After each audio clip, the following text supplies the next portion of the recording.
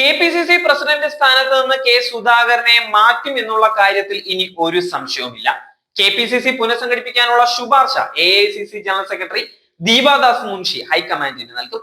KPCC അധ്യക്ഷനും പ്രതിപക്ഷ നേതാവ് VD സതീശനും ചേർന്ന് സംയുക്ത വാർത്താ സമ്മേളനം വിളിക്കണമെന്ന് ഹൈക്കമാൻഡ് നിർദ്ദേശം നൽകിയിട്ടുണ്ടായിരുന്നു. എന്നാൽ ഇത് സതീശൻ സുധാകരൻ പോരിൽ നടക്കുന്ന കാര്യമേയല്ല.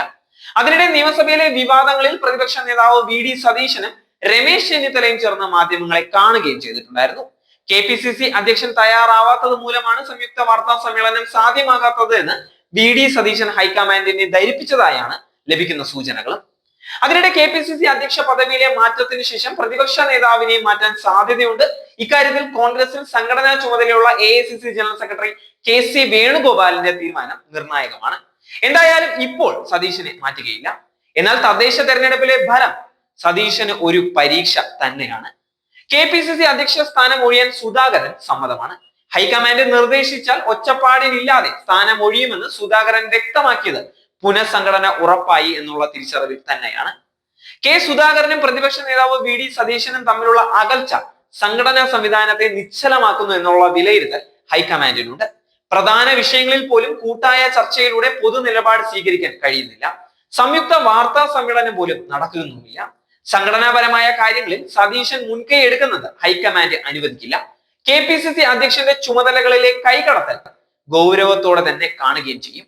കോൺഗ്രസിനായി തന്ത്രങ്ങൾ ഒരുക്കുന്ന കനകോലുവും KPCC നേതൃസ്ഥാനത്തേക്ക് പകരം പേരുകൾ ഹൈക്കമാൻഡിന് സമർപ്പിച്ചിട്ടിരിക്കുകയാണ്. സാമുദായിക സന്തുലനം പാലിക്കും വിധമാണ് പേരുകൾ നിർദ്ദേശിക്കപ്പെട്ടിരിക്കുന്നത്.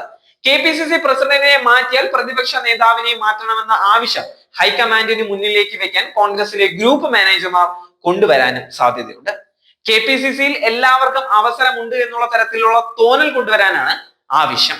KPCC അധ്യക്ഷൻ, പ്രതിപക്ഷ നേതാവ്, UDF കൺവീനർ, പ്രചരണ സമിതി കൺവീനർ തുടങ്ങിയ താക്കോൽ സ്ഥാനങ്ങളിൽ മാറ്റം അനിവാര്യമാണ് എന്ന് ഗ്രൂപ്പ് മാനേജർമാർ പറയുന്നുണ്ട്. ക്രൈസ്തവ സഭയെ തൃപ്തിപ്പെടുത്തുന്നതിനൊപ്പം മുസ്ലിം സമുദായത്തെയും ചേർത്ത് നിർത്തണമെന്നുള്ള ചില കേന്ദ്രങ്ങളുടെ ആവശ്യമുണ്ട്. 4 പ്രധാന സ്ഥലങ്ങളിൽ 1 വീതം ക്രൈസ്തവ മുസ്ലിം നേതാക്കൾക്ക് നൽകും. ഇതിനൊപ്പം നായർ, ഈഴവ സമുദായങ്ങളെ പിണക്കാതെയും മറ്റ് 2 പദവികൾ വീതം വെക്കണമെന്നാണ് ആവശ്യം. KPCC പ്രസിഡന്റ് ആകാൻ മാത്യു കുഴൽനാടൻ, റോജി ജോൺ, ബെന്നി ബെഹനാൻ, ആന്റോ ആന്റണി, സണ്ണി ജോസഫ് എന്നിവർ കരുനീക്കം നടത്തുന്നുണ്ട്. അടൂർ പ്രകാശും K മുരളീധരനും പദവികൾ ലക്ഷ്യമിടുന്നുണ്ട്. രമേശ് ചെന്നിത്തലയും ജില്ലകൾ കേന്ദ്രീകരിച്ച് നേതാക്കളെ കൂടെ കൂട്ടി ശക്തി ആർജിക്കുകയാണ്. ഉമ്മൻചാണ്ടിയുടെ മരണത്തോടെ I ഗ്രൂപ്പിന് പൊതുവായി ഒരു നേതാവില്ല. എങ്കിലും MM ഹസന്റെ നേതൃത്വത്തിൽ ചിലർ ഒരുമിച്ചാണ് പോകുന്നത്. അടുത്ത നിയമസഭാ തെരഞ്ഞെടുപ്പിൽ അടക്കം മത്സരിക്കണമെന്ന ലക്ഷ്യത്തോടെയാണ് ഹസന്റെ നീക്കങ്ങൾ.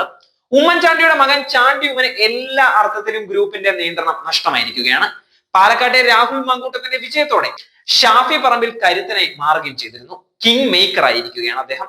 കോൺഗ്രസ് പുനഃസംഘടനയിലെ ഷാഫിക്കും പദവി കിട്ടാൻ സാധ്യതയുണ്ട്. KPCC അധ്യക്ഷനാകാൻ കൊടിക്കുന്നിൽ സുരേഷും ചരടുവലികൾ നടത്തുന്നുണ്ട്. AK ആന്റണിയുടെ പിന്തുണ കൊടിക്കുന്നിലുണ്ട്. ഇത്തരമൊരു സമഗ്ര അഴിച്ചുപണി നടക്കണമെങ്കിൽ KPCC അധ്യക്ഷനും പ്രതിപക്ഷ നേതാവും മാറേണ്ടതുണ്ട് എന്നുള്ള ചർച്ച സുധാകരൻ ക്യാമ്പും സജീവമാക്കുന്നുണ്ട്. എങ്കിൽ മാത്രമേ എല്ലാ വിഭാഗങ്ങളെയും കോൺഗ്രസിനൊപ്പം ചേർത്ത് നിർത്താൻ കഴിയുള്ളൂ എന്നുള്ള വിലയിരുത്തൽ വരുത്തിയെടുക്കാനാണ് ശ്രമം. KPCC രാഷ്ട്രീയകാര്യ സമിതി യോഗത്തിൽ VD സതീശൻ പറഞ്ഞ 63 നിയമസഭാ സീറ്റുകളാണ് കോൺഗ്രസിൽ പുതിയ ചർച്ചയ്ക്ക് വഴിവെച്ചിട്ടുള്ളത്. ഇതിനെ ആ യോഗത്തിൽ തന്നെ AP അനിൽകുമാർ ചോദ്യം ചെയ്തിരുന്നു. സാധാരണ നിലയിൽ കോൺഗ്രസ് ദേശീയ നേതൃത്വമാണ് ഇത്തരത്തിൽ സർവേ നടത്തുന്നത്. സർവേ നടത്തി വിജയ സാധ്യതയുള്ള മണ്ഡലങ്ങൾ കണ്ടെത്തുന്നതിനൊപ്പം വിജയ സാധ്യത ഉള്ളവരുടെ പട്ടിക തയ്യാറാക്കും. അതിനുശേഷം അവിടം കേന്ദ്രീകരിച്ചാണ് ശക്തമായ പ്രവർത്തനങ്ങൾ നടക്കുക.